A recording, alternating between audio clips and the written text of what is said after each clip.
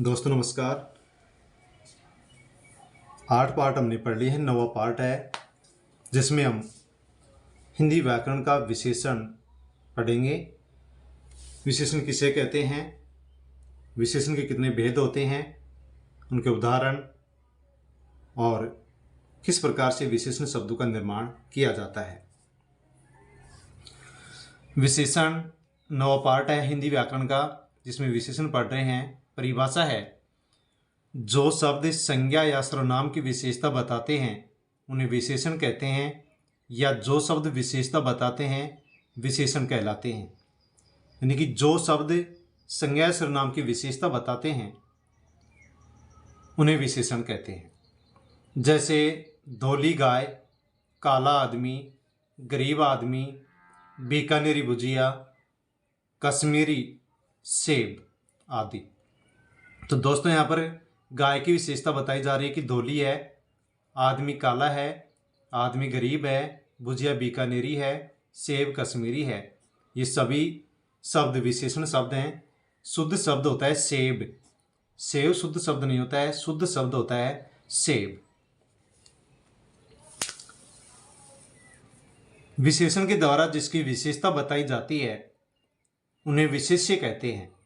गाय की विशेषता बताएगी धोली गाय, धोली विशेषण है और उसमें गाय विशेष्य शब्द है। काला आदमी, काला विशेषण है और आदमी विशेष्य है। जो शब्द विशेषण की भी विशेषता बताते हैं वे परविशेषण कहलाते हैं। जैसे अत्यंत नीली गाय, गाय की विशेषता बताई जा रही है तो गाय शब्द हो गया विशेष्य। गाय की विशेषता बताई जा रही, गाय कैसी है, नीली है, तो नीली शब्द विशेषण हो गया। और नीली भी कितनी है, अत्यंत नीली है, तो अत्यंत शब्द परविशेषण है। जिस शब्द की विशेषता बताई जाती है उसको विशेष्य कहते हैं। विशेषता बताने वाले शब्द को विशेषण कहते हैं। और जो शब्द विशेषण की भी विशेषता बताता है उसे परविशेषण कहते हैं। तो परविशेषण की परिभाषा भी कई बार पूछ ली जाती है। विशेषण के भेद, विशेषण के भेद दो होते हैं, उद्देश्य विशेषण और विशेष्य विशेषण। उद्देश्य विशेषण या विशेष्य विशेषण विशेष्य से पहले प्रयुक्त होने वाले विशेषणों को उद्देश्य विशेषण या विशेष्य विशेषण कहते हैं। जिस शब्द की विशेषता बताई जाती है उसे विशेष्य कहते हैं। और विशेष्य से पहले जो विशेषण शब्द प्रयुक्त में लिया जाता है उस विशेषण शब्द को उद्देश्य विशेषण या विशेष्य विशेषण कहते हैं। जैसे काली गाय, गाय की विशेषता बताई जा रही है तो गाय शब्द विशेष्य है और गाय शब्द से पहले काली शब्द लगाए जो कि विशेषण है। तो यहाँ पर जो काली विशेषण शब्द है इसको हम उद्देश्य विशेषण या विशेष्य विशेषण कहते हैं। सीता सुंदर लड़की है, लड़की विशेष्य शब्द है, सुंदर विशेषण पहले लगा हुआ है तो सुंदर शब्द इसमें उद्देश्य विशेषण या विशेष्य विशेषण कहलाएगा।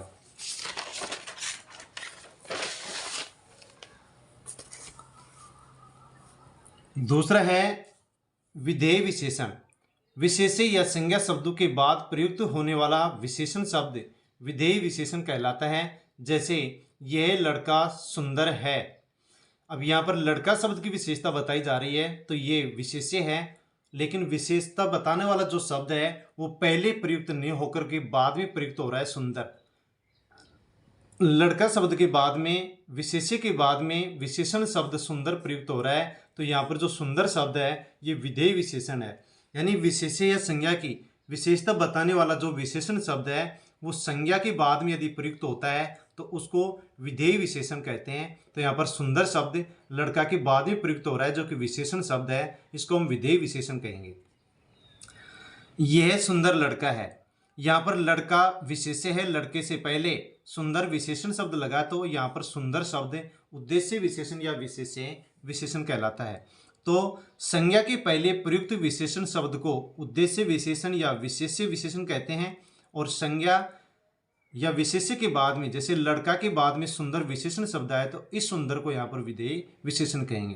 तो संज्ञा या विशेष्य के बाद में आएगा विशेषण शब्द उसको विधेय विशेषण और पहले आएगा उसको उद्देश्य विशेषण या विशेष्य विशेषण कहते हैं। विशेषण के भेद या प्रकार 6 होते हैं। गुणवाचक विशेषण, संख्यावाचक विशेषण, परिमाणवाचक विशेषण, सार्वनामिक विशेषण जिसको संकेतवाचक विशेषण भी कहते हैं, जिसे निर्देशवाचक विशेषण भी कहते हैं, और 5वां है व्यक्तिवाचक विशेषण। इस प्रकार से हम इनको विस्तार से पढ़ते हैं। पहला है गुणवाचक विशेषण। जो विशेषण शब्द किसी संज्ञा या सर्वनाम की रंग, रूप, दशा, अवस्था, स्थिति, आकार, गुण, दोष, स्वभाव, दिशा इत्यादि का बोध कराते हैं, वे गुणवाचक विशेषण कहलाते हैं। किसी भी संज्ञा या सर्वनाम का रंग, रूप, दशा, अवस्था, स्थिति, आकार, गुण, दोष, स्वभाव, दिशा का बोध कराने वाले जो विशेषण शब्द होते हैं उनको गुणवाचक विशेषण कहते हैं। जैसे काली पेंट, तो पेंट ये विशेष्य शब्द है, इसके पहले विशेषण शब्द है जो कि काली है, ये गुणवाचक विशेषण शब्द है। वैसे हम इसको उद्देश्य विशेष्य या विशेष्य विशेषण भी कहेंगे। काली गुणवाचक है, सुंदर लड़की सुंदर गुणवाचक है, कमजोर आदमी, बेईमान आदमी, पतली लड़की, उत्तरी मकान, अमीर आदमी, इन सभी विशेष्य से पहले जो विशेषण शब्द हैं ये गुणवाचक विशेषण के उदाहरण हैं।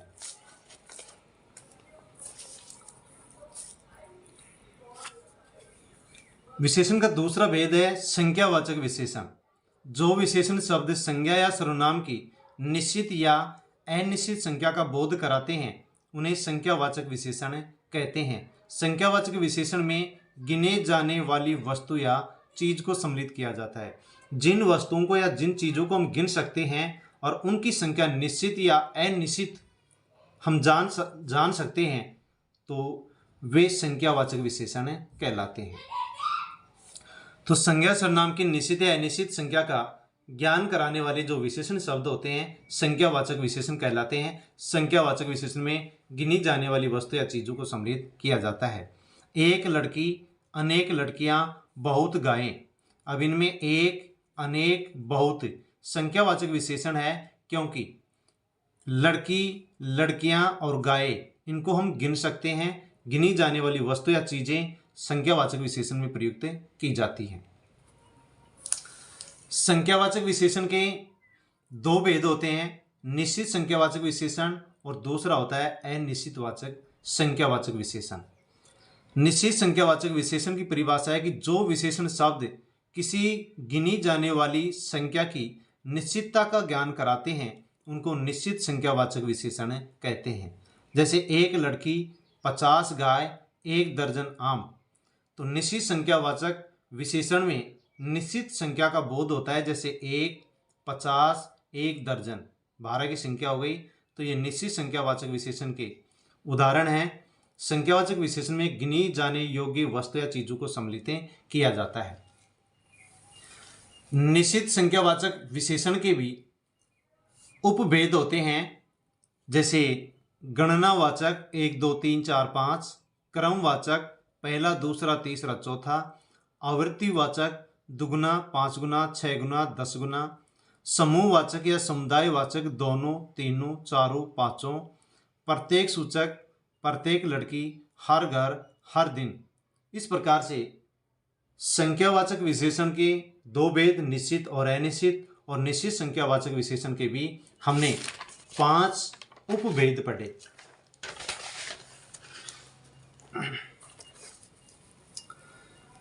अनिश्चित संख्यावाचक विशेषण, जो विशेषण शब्द किसी अनिश्चित संख्या का बोध कराते हैं अनिश्चित संख्यावाचक विशेषण कहलाते हैं। जैसे कम आदमी, अब कितने कम आदमी हैं कोई पता नहीं है, अनिश्चित, कम अनिश्चित संख्यावाचक विशेषण है। ज्यादा लड़के, कितने ज्यादा लड़के हैं पता नहीं। कुछ पेन तो हैं लेकिन कुछ हैं, तो यहाँ पर कम, ज्यादा और कुछ जो विशेषण शब्द हैं ये संख्यावाचक विशेषण के उदाहरण हैं, लेकिन उसके भेद अनिश्चित संख्यावाचक विशेषण के भेद हैं। तो संख्यावाचक विशेषण के दो भेद होते हैं, निश्चित और अनिश्चित। तीसरा विशेषण का भेद है परिमाणवाचक विशेषण। जो विशेषण शब्द किसी निश्चित या अनिश्चित माप, नाप, तौल का बोध कराते हैं उनको परिमाणवाचक विशेषण कहते हैं। परिमाणवाचक विशेषण में वे वस्तुएं या चीजें नहीं आती हैं जिनको हम गिन सकते हैं, लेकिन परिमाणवाचक विशेषण में वे वस्तु या चीजें सम्मिलित की जाती हैं जिनको हम माप सकते हैं, नाप सकते हैं और तौल सकते हैं। जैसे कि कम गुड़, 2 केजी घी, पाव चीनी, जरा सा पानी, बहुत दूध, कुछ नमक, 2 मीटर कपड़ा। यहाँ पर गुड़, घी, चीनी, पानी, दूध, नमक, कपड़ा ऐसी वस्तु या चीजें हैं जिनको हम गिन नहीं सकते हैं। जो चीजें गिनी नहीं जा सकती हैं, वस्तुएं गिनी नहीं जा सकती हैं, उनको परिमाणवाचक विशेषण में सम्मिलित किया जाता है, और जो वस्तु या चीजें गिनी जा सकती हैं उनको संख्यावाचक विशेषण में सम्मिलित किया जाता है। तो कम परिमाणवाचक विशेषण और गुण ये विशेष्य हैं। 2 केजी परिमाणवाचक विशेषण का उदाहरण है पाव, जरा सा, बहुत, कुछ और 2 मीटर। ये परिमाणवाचक विशेषण के उदाहरण हैं। परिमाणवाचक विशेषण के भी 2 भेद होते हैं, निश्चित और अनिश्चित। निश्चित परिमाणवाचक विशेषण, जो विशेषण शब्द किसी नाप, तौल, माप की निश्चितता का बोध कराते हैं, निश्चित परिमाणवाचक विशेषण कहलाते हैं। 2 मीटर कपड़ा, 1 किलो आटा, 5 लीटर पानी। पानी, आटा, कपड़ा गिने नहीं जा सकते, इसलिए परिमाणवाचक विशेषण में आते हैं। 2 मीटर निश्चित है, 1 किलो निश्चित है, 5 लीटर निश्चित है, इसलिए ये सभी निश्चित परिमाणवाचक विशेषण के उदाहरण हैं। दूसरा भेद है अनिश्चित परिमाणवाचक विशेषण। जो विशेषण शब्द किसी नाप, माप, तौल की अनिश्चितता का बोध कराते हैं उनको अनिश्चित परिमाणवाचक विशेषण कहते हैं। नाप, माप, तौल की जो वस्तुएं हैं और उनकी अनिश्चितता का ज्ञान कराने वाले जो विशेषण शब्द होते हैं उनको अनिश्चित परिमाणवाचक विशेषण कहते हैं। जैसे जरा सा आटा, ज़्यादा दूध, कम पानी और थोड़ा तेल। यहाँ पर तेल, पानी, दूध, आटा गिनी जाने योग्य वस्तुएं नहीं है, इसलिए इनको परिमाणवाचक विशेषण में सम्मिलित किया जाता है। जरा सा, ज़्यादा, कम, थोड़ा अनिश्चित परिमाणवाचक विशेषण के उदाहरण हैं, क्योंकि इनमें संख्या का निश्चित बोध नहीं होता है। विशेषण का चौथा भेद है संकेतवाचक, जिसको सार्वनामिक या निर्देशवाचक विशेषण भी कहते हैं। जो विशेषण शब्द किसी संज्ञा के तुरंत पहले प्रयुक्त होकर विशेषता का बोध कराते हैं उनको संकेतवाचक या सार्वनामिक विशेषण कहते हैं। कोई सर्वनाम शब्द संज्ञा के तुरंत पहले प्रयुक्त हो या किसी सर्वनाम शब्द के तुरंत बाद कोई संज्ञा प्रयुक्त हो तो वह सार्वनामिक विशेषण कहलाता है। संकेतवाचक, सार्वनामिक या निर्देशवाचक विशेषण किसे कहेंगे? तो जो विशेषण शब्द किसी संज्ञा के तुरंत पहले प्रयुक्त हो, जो विशेषण शब्द किसी संज्ञा के तुरंत पहले प्रयुक्त हो उसे संकेतवाचक, सार्वनामिक या निर्देशवाचक विशेषण कहते हैं। या फिर कोई भी सर्वनाम शब्द संज्ञा के तुरंत पहले प्रयुक्त होता है, कोई भी सर्वनाम शब्द संज्ञा के तुरंत पहले प्रयुक्त होता है तो वहां पर वह सर्वनाम शब्द सर्वनाम न होकर वह विशेषण बन जाता है, जिसे कि हम संकेतवाचक, सार्वनामिक या निर्देशवाचक विशेषण कहते हैं। तो संकेतवाचक, सार्वनामिक, निर्देशवाचक विशेषण हम उसे कहेंगे जो किसी संज्ञा के पहले प्रयुक्त होकर उस संज्ञा की विशेषता बताए, वहां पर वह सर्वनाम शब्द सर्वनाम न होकर विशेषण बन जाता है, जिसे हम संकेतवाचक, सार्वनामिक या निर्देशवाचक विशेषण कहते हैं। उदाहरण है यह कार मेरी है। कार संज्ञा है, इसके पहले विशेषण यह कार मेरी है। कार शब्द संज्ञा है, संज्ञा से पहले सर्वनाम आ गया, लेकिन यह सर्वनाम यहाँ पर सर्वनाम नहीं होकर ये विशेषण है, तो ये सार्वनामिक विशेषण कहलाएगा। उस पेन से लिखो, संज्ञा से पहले सर्वनाम आ गया। इस गेंद से लिखो, संज्ञा से पहले सर्वनाम आ गया तो सार्वनामिक विशेषण है। वह लड़की मेरी बहन है, लड़की संज्ञा है, उससे पहले वह सर्वनाम आ गया तो यहाँ पर ये सर्वनामिक विशेषण है। ये बकरियां हैं, संज्ञा से पहले विशेषण, संज्ञा से पहले सर्वनाम आ गया तो यहाँ पर ये सर्वनाम नहीं होकर सार्वनामिक विशेषण है। वह दृश्य देखो, वह दृश्य देखो, दृश्य यहाँ पर भाववाचक संज्ञा है, तो दृश्य से पहले जो वह सर्वनाम आया है ये वह सर्वनाम नहीं होकर के सार्वनामिक विशेषण है, जिसे हम संकेतवाचक या निर्देशवाचक विशेषण भी कहते हैं। सर्वनाम क्या होता है? संज्ञा के स्थान पर प्रयुक्त होने वाले शब्दों को सर्वनाम कहते हैं। विशेषण किसे कहते हैं? संज्ञा या सर्वनाम की विशेषता बताने वाले शब्दों को विशेषण कहते हैं। सार्वनामिक विशेषण किसे कहते हैं? संज्ञा शब्द से पहले आने वाला सर्वनाम जो शब्द होता है उसको सार्वनामिक विशेषण कहते हैं। संज्ञा के स्थान पर काम आए वह शब्द सर्वनाम, संज्ञा सर्वनाम की विशेषता बताए उसे विशेषण कहते हैं। और जो सर्वनाम शब्द संज्ञा के पहले प्रयोग में आकर के प्रयुक्त होकर के संज्ञा की विशेषता बता दे उसे सार्वनामिक विशेषण, उसे संकेतवाचक या निर्देशवाचक विशेषण कहते हैं। जैसे यह लाओ, अब यहाँ पर जो यह शब्द है ये सर्वनाम है। यह पेन लाओ, संज्ञा है पेन, पेन संज्ञा है, इससे पहले यह शब्द आ गया, सर्वनाम है, लेकिन सर्वनाम होते हुए भी यह शब्द इस वाक्य में सार्वनामिक विशेषण है। तो दोस्तों इस प्रकार से अंडरलाइन करके और परीक्षा में पूछ लिया जाता है कि ये क्या है, तो इसका हमें अच्छी तरह से ध्यान रखना चाहिए। इसको अच्छी तरह से और भी समझ सकते हैं, जैसे वह मेरा है, यहाँ पर वह जो शब्द है ये सर्वनाम है। वह मेरा पेन है, यहाँ पर जो वह शब्द है ये संज्ञा से पहले नहीं आया, सर्वनाम से पहले सर्वनाम आया है, तो वह जो शब्द है वो पेन की विशेषता बता रहा है। तो यहाँ पर ये निश्चयवाचक सर्वनाम है, क्योंकि हम पेन को गिन सकते हैं, तो गिनी जाने योग्य जो वस्तुएं हैं वो निश्चयवाचक सर्वनाम में आएंगी। तो पेन की संज्ञा बता रहा है वह, लेकिन बीच में मेरा एक सर्वनाम शब्द हो गए और आ गया, इस कारण से यहाँ पर वह जो शब्द है वह सर्वनाम नहीं होकर के निश्चयवाचक सर्वनाम है। वह पेन मेरा है, अब यहाँ पर संज्ञा पेन के पहले वह शब्द आ गया, सर्वनाम है, लेकिन यहाँ पर यह वह सर्वनाम नहीं होकर के सार्वनामिक विशेषण है। वह मेरा भाई है, वह मेरा भाई है, यहाँ पर भाई है व्यक्ति है, यहाँ पर जो पेन था ये वस्तु है, तो भाई वह मेरा भाई है, तो यहाँ पर जो वह शब्द है वह व्यक्ति की विशेषता बता रहा है, इसलिए यहाँ पर वह शब्द अन्य पुरुषवाचक सर्वनाम है।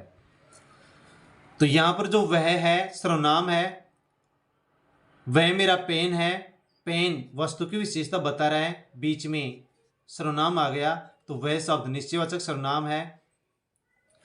वह मेरा भाई है, भाई व्यक्ति है, इसकी विशेषता बता रहा है, बीच में सर्वनाम दूसरा आ गया तो यहाँ पर वह शब्द अन्य पुरुषवाचक सर्वनाम है। वह पेन मेरा है, संज्ञा से पहले वह सर्वनाम आ गया तो यहाँ पर ये विशेषण है सार्वनामिक विशेषण। सर्वनाम और सार्वनामिक विशेषण में अंतर। सर्वनाम क्या होता है, सार्वनामिक विशेषण क्या होता है? जब कोई शब्द संज्ञा के स्थान पर प्रयुक्त हो तो वह सर्वनाम कहलाता है। यदि संज्ञा शब्द के स्थान पर किसी शब्द का प्रयोग कर लिया जाए तो उसे हम सर्वनाम कहते हैं, लेकिन जब वही सर्वनाम शब्द संज्ञा के तुरंत पहले प्रयुक्त हो तो वह सार्वनामिक विशेषण कहलाता है। जैसे यह पढ़ो, यह शब्द सर्वनाम है, क्योंकि संज्ञा के स्थान पर यह सर्वनाम शब्द का प्रयोग किया गया है तो यह सर्वनाम है। यह पुस्तक पढ़ो, पुस्तक संज्ञा है, संज्ञा से पहले यह सर्वनाम का प्रयोग किया गया है तो यहाँ पर यह शब्द सर्वनाम नहीं होकर के सार्वनामिक विशेषण है।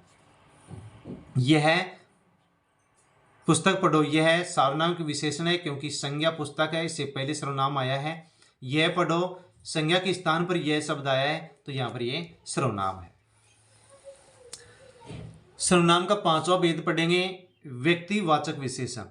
जब कोई व्यक्तिवाचक संज्ञा का शब्द विशेषण का रूप धारण कर लेता है या व्यक्तिवाचक संज्ञा से बनने वाला विशेषण व्यक्तिवाचक विशेषण कहलाता है।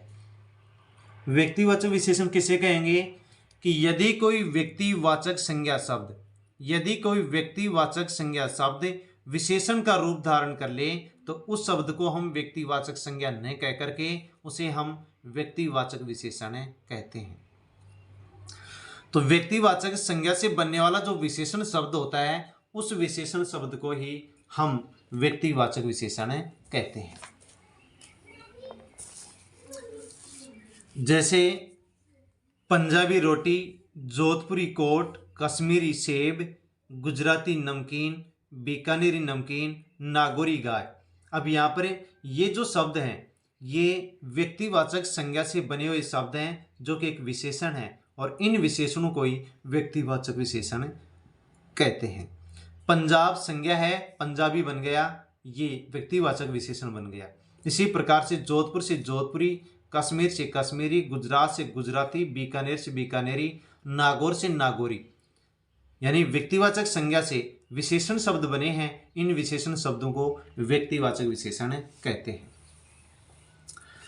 विशेषण की 3 अवस्थाएं होती हैं।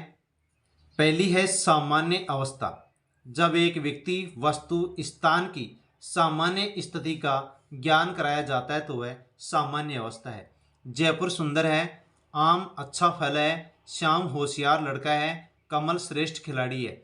यहाँ पर व्यक्ति, वस्तु, स्थान की सामान्य स्थिति का बोध कराया गया है, इसलिए ये विशेषण की सामान्य अवस्था है। इसमें किसी प्रकार की कोई अन्य से तुलना नहीं की जाती है। सामान्य स्थिति का बोध जब कराया जाता है तो विशेषण की सामान्य अवस्था होती है। विशेषण की दूसरी अवस्था है मध्यमावस्था, इसको कहते हैं उत्तरावस्था और इसे कहते हैं तुलनावस्था। दो व्यक्तियों, दो वस्तुओं या दो स्थानों की बीच तुलना की जाती है और दो विशेष्य प्रयुक्त हो, वहां पर मध्यावस्था, उत्तरावस्था या तुलनावस्था विशेषण की होती है।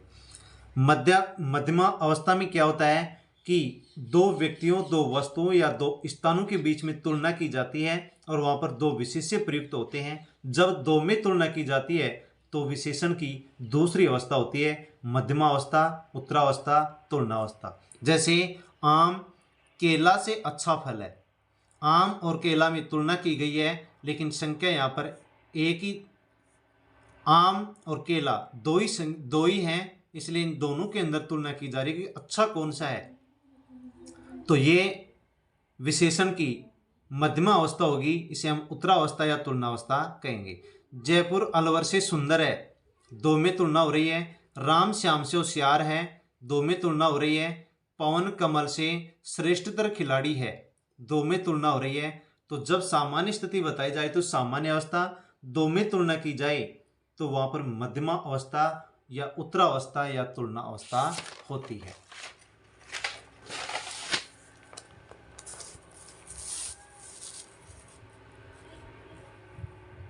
विशेषण की तीसरा अवस्था है उत्तमा अवस्था, जब किसी विशेषण के द्वारा दो से अधिक, कितने से अधिक, दो से अधिक व्यक्तियों, वस्तुओं या स्थानों के बीच तुलना की जाती है और सबसे अधिक का निर्धारण किया जाता है तो वह विशेषण की अवस्था उत्तमा अवस्था कहलाती है। तो विशेषण की तीसरी अवस्था है उत्तमा अवस्था और तीसरी विशेषता उत्तमा अवस्था में दो से अधिक, उत्तमा अवस्था में दो से अधिक व्यक्तियों, वस्तुओं और स्थानों के बीच में तुलना की जाती है और जो उनमें सबसे अधिक होता है उसका निर्धारण किया जाता है, उस अवस्था को ही उत्तमा अवस्था कहते हैं। जैसे उदाहरण के लिए सभी शहरों में जयपुर सुंदर है, सभी शहरों में यानी दो से अधिक संख्या यहां पर ली गई है। सभी शहरों में जयपुर सुंदर है तो यहां पर उत्तमा अवस्था है। फलों में श्रेष्ठतम फल आम है, सभी फलों में श्रेष्ठ फल आम को बताया गया है, उत्तमा अवस्था है। कमल टीम में श्रेष्ठतम खिलाड़ी है तो कमल टीम में जितने भी खिलाड़ी हैं उन सबसे श्रेष्ठतम खिलाड़ी कमल है तो उत्तमा अवस्था है। श्याम कक्षा में सबसे होशियार है, कक्षा में बहुत सारे छात्र हैं उनमें सबसे ज्यादा श्याम होशियार है तो दो से अधिक संख्या में तुलना की गई है तो उत्तमा अवस्था है। अब पढ़ेंगे विशेषण का निर्माण। विशेषण शब्दों का निर्माण किस प्रकार से हो सकता है, तो संज्ञा से भी विशेषण शब्दों का निर्माण होता है। जैसे कि दुख संज्ञा शब्द है, उससे एक शब्द बना दुखी, ये विशेषण शब्द है। तो संज्ञा शब्द से विशेषण बनने वाले शब्द जैसे दुख से दुखी, दुख संज्ञा है, दुखी विशेषण है। सुख से सुखी, किताब से किताबी, कागज से कागजी। कागज संज्ञा है, कागजी विशेषण है। अध्यात्म से आध्यात्मिक, अनुभव से अनुभवी, आविष्कार से आविष्कृत, दया से दयालु। दया संज्ञा है, दयालु विशेषण शब्द बन गया दया से। इस प्रकार के प्रश्न बहुत ज़्यादा पूछे जाते हैं कि दयालु विशेषण शब्द का निर्माण हुआ है, उसमें आ जाएगा संज्ञा, सर्वनाम, विशेषण, क्रिया। किससे हुआ है? ईर्ष्या से ईर्ष्यालु, काम से कामुक, ग्राम से ग्रामीण, आदर से आदरणीय। तो आदर संज्ञा से आदरणीय विशेषण शब्द का निर्माण हुआ है। और किस प्रकार से संज्ञा शब्दों का विशेषण शब्दों का निर्माण हो सकता है? दूसरा है सर्वनाम शब्दों से भी विशेषण शब्दों का निर्माण होता है। जैसे मैं से मुझसा, मैं सर्वनाम है, मुझसा विशेषण शब्द बन गया। यह से ऐसा, जो से जैसा, तुम से तुमसा, आप से आपसा, वह से वैसा। वह सर्वनाम है, वैसा विशेषण शब्द है जो कि सर्वनाम वह से वैसा विशेषण शब्द बन गए। इस प्रकार के बहुत सारे प्रश्न एग्जामों में पूछे जाते हैं कि वैसा शब्द किससे निर्मित है? संज्ञा, सर्वनाम, विशेषण और क्रिया। इस प्रकार से प्रश्न पूछ लिए जाते हैं। क्रिया से भी विशेषण शब्द बन जाते हैं। जैसे क्रिया से कमाना क्रिया शब्द है, विशेषण शब्द बन गया कमाऊ। तो कमाना क्रिया है और कमाऊ विशेषण शब्द है। इसी प्रकार से लड़ना से लड़ाकू, झगड़ना से झगड़ालू, पढ़ना से पढ़ाकू, कूदना से कुदक्कड़, घूमना से घुमक्कड़, हंसना से हंसौड़ा, पीना से पियक्कड़। तो पीना क्रिया है और पियक्कड़ विशेषण शब्द बन गया। क्रिया शब्द के बाद में ना का प्रयोग किया जाता है, तो पीना क्रिया है और पीना क्रिया से ही पियक्कड़ एक विशेषण शब्द बना है। मिलना से मिलावटी, देखना से दिखावटी, भागना से भगोड़ा और बनाना से बनावटी। तो बनाना क्रिया शब्द है जिससे विशेषण शब्द बना है बनावटी। अव्यय से विशेषण शब्द बनाना, अव्यय से भी विशेषण शब्दों का निर्माण होता है। जैसे नीचे अव्यय शब्द है, इससे विशेषण शब्द बना निचला। पीछे से पिछला, ऊपर से ऊपरी, आगे से अगला, भीतर से भीतरी, समीप से सामीप्य। तो समीप अव्यय शब्द है जिसे विशेषण शब्द बना है सामीप्य। तो समीप अव्यय है और सामीप्य विशेषण शब्द है। विशेष, विशेषण के बाद में संज्ञा जुड़ जाती है। कोई भी विशेषण शब्द होगा उसके बाद में संज्ञा जोड़ी जा सकती है, लेकिन संज्ञा के बाद में संज्ञा नहीं जुड़ती है। संज्ञा के बाद में संज्ञा नहीं जुड़ती है, लेकिन विशेषण के बाद में संज्ञा जुड़ जाती है। इसलिए हमें अच्छी तरह से इसका ज्ञान होना चाहिए कि विशेषण शब्द कौन सा है और संज्ञा शब्द कौन सा है। तो विशेषण के बाद में संज्ञा शब्द जुड़ जाता है, लेकिन संज्ञा के बाद में संज्ञा नहीं जुड़ता है। तो दोस्तों, इस प्रकार से विशेषण की परिभाषा, विशेषण के भेद और किस प्रकार से विशेषण शब्दों का निर्माण हो सकता है वो हमने पढ़ा है। पूरे विशेषण पॉइंट को अच्छी तरह से पढ़ा है, समझा है।